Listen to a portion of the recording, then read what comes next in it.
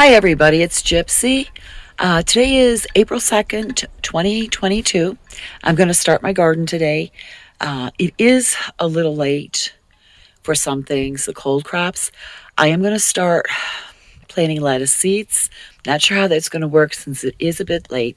I am at a high elevation on top of a mountain, but it is already starting to get warm here. The nights are cold, so I'm hoping that helps the lettuce. And I did pick a place that is semi-shade. So it's getting some shade, the lettuce is. Anyways, I had read online that cardboard today is all natural.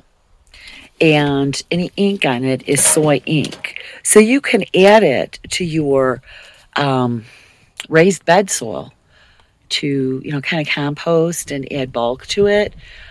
So I'm going to do that. Now, what I have here, I have some boxes, but they had the labels and the tape I'm going to take off. I'm going to shred it up, and I'm going to mix it in, okay?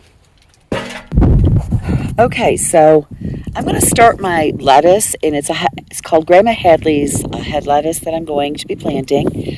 It is a little late in the season. Lettuce is a cold crop, but I'm going to give it a try, and I might do maybe one succession planting and see how that works. And then in the fall, I'll do another batch of cold crops. So I'll do more lettuce.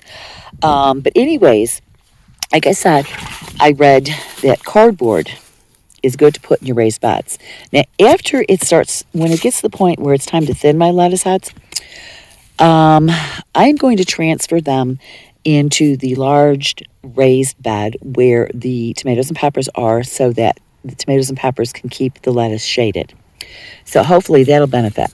So anyways, this soil was already in this planter. It wasn't used much.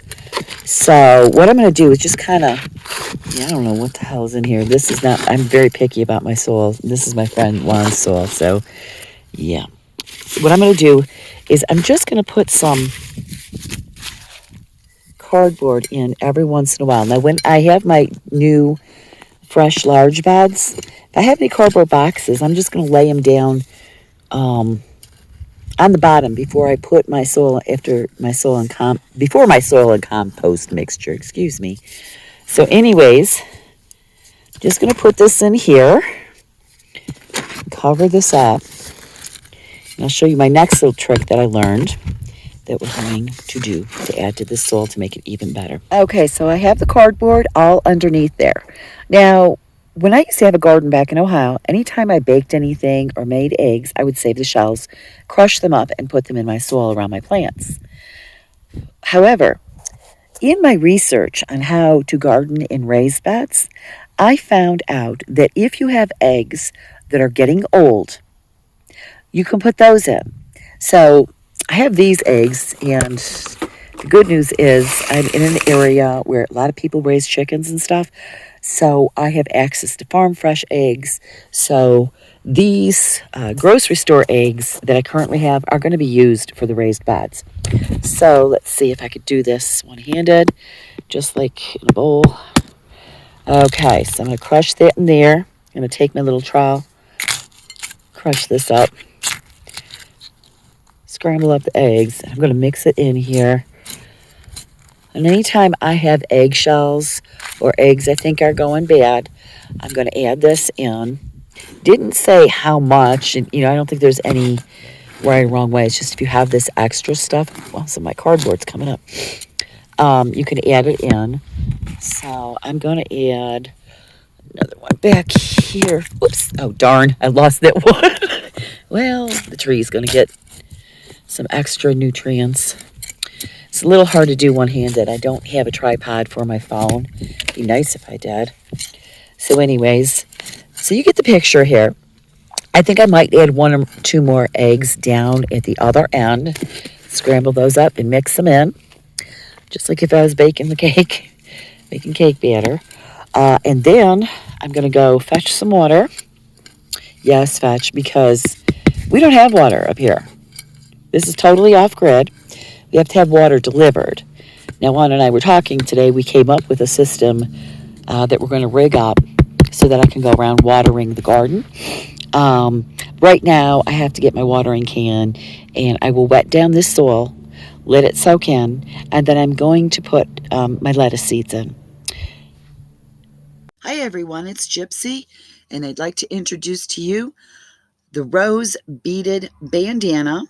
It is 100% cotton with a black background, white print, and red roses, and the beads framing your face are vintage metal elongated beads, which are antiqued and topped off with vintage glass clear faceted beads. So come to gypsywitchcreations.com, click on the accessories and jewelry tab, and then click on beaded bandanas, and you will see my entire selection. All right, so the soil is all prepared.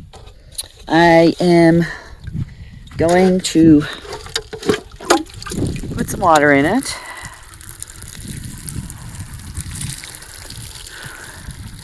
I already can't wait to get my new irrigation system set up because this is a pain. It's also very heavy. It's going to be mobile. I'm a little cart I can take around the homestead and water everything. I'm going to give this plenty of water. I'm just going to, because this soil is very, very dry. That's why it's sitting on the top. So I'm going to let this soak in. You can see my eggshells coming up. All right. Okay. So I'm going to let that sit for a while. And then we're going to put the lettuce seeds in. Okay, so these are the lettuce seeds. They're not too bad. They're not too small. I'm going to drop them in the holes. And I can't do it while holding the camera, unfortunately. One of these days I'll get a tripod. And then I'll show you when I'm covering them up. If I'm feeling adventurous this year, I'm going to try collecting some of the seeds from the lettuce I grow. If it starts to bolt, which is a good chance because I'm late in planting, I'm definitely going to try and collect the seeds. Okay, I don't know how well you can see, but I was able to get one seed a piece in each hole. So I'm just very lightly going to cover them back up. Okay. Now this is soil is plenty wet, so I'm not going to add any more water because I just added a whole bunch. Okay, so this is my first crop of head lettuce. I have 6 in here. Probably in about a week I'll do 6 more. I did look up how much to plant per vegetable per person. So I believe head lettuce was 6 to 10. And right now there's 2 of us on the homestead. And I don't know how long that's going to be for, but probably for a while. So I'll do another batch next week. Hopefully all goes well and we'll have plenty of lettuce. Oh, yeah. I'm going to buy some nasturtium because I'm growing tomatoes. We're going to plant the tomatoes next here this afternoon. With lettuce and tomatoes and all that good lettuce stuff, I have to have nasturtium. Nasturtium is a gorgeous vining flower, has a peppery taste, and I love it best in salads. So I have to get nasturtiums for my salads. So we're going to move on to tomatoes and peppers next. Okay, everyone. So what I am starting this year that I've never really done before is a garden journal. So this is my garden journal. Today is my first day of starting the garden. So I've got some notes in here, just a few. Sorry, it's windy in Arizona as usual. So this is a list of what I'm planting so far. That's not including my herb garden. And there will be more added to this. I have notes on the amount, how many plants to plant to feed the amount of people in your community or your family. And then I also have notes here on succession planting. like how often, what intervals. Like, for instance, the lettuce, about every 7 days. Tomatoes and peppers are long season plants, so I would be succession planting these much closer together, maybe 2 to 3 times a week. Okay, and let's see. Tomatoes, we want 4 to 6 plants. Let me see, 4 to 6 plants for 2 to 4 people. And the peppers, 8 to 10 plants for 2 to 4 people. So over here, what do I have next? Now here I have notes on companion planting. So I'm going to, like around my tomatoes, my peppers, and my lettuce, I am going to have other plants planted around them. There are various benefits and space saving. Some plants keep away certain predators, certain pests, stuff like that. They help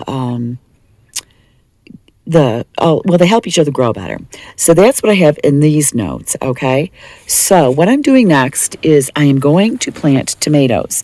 Now, I have these 2 seed starter kits left over from last year. Last year I did not use this one, so this one's fine. This one's empty. Excuse me, my cat is getting in the way. So I'm going to mix up some soil in a little planter like I did for the lettuce. I'm going to put in, eggs and the shells and stuff like that. Mix that up. And then I'm going to fill these cells. And let's see, I have, for tomatoes, oh, I can't wait for these. These are Rosso Siciliano tomatoes, red Sicilian tomatoes. These are great for sauce, so I am going to make some homemade sauce this fall when it's harvest time, and I'm going to can them. And what other do I have? Mexican midget tomatoes. I think these are like a cherry tomato. They're going to be perfect for salads. So these are the 2 that I am going to be planting today.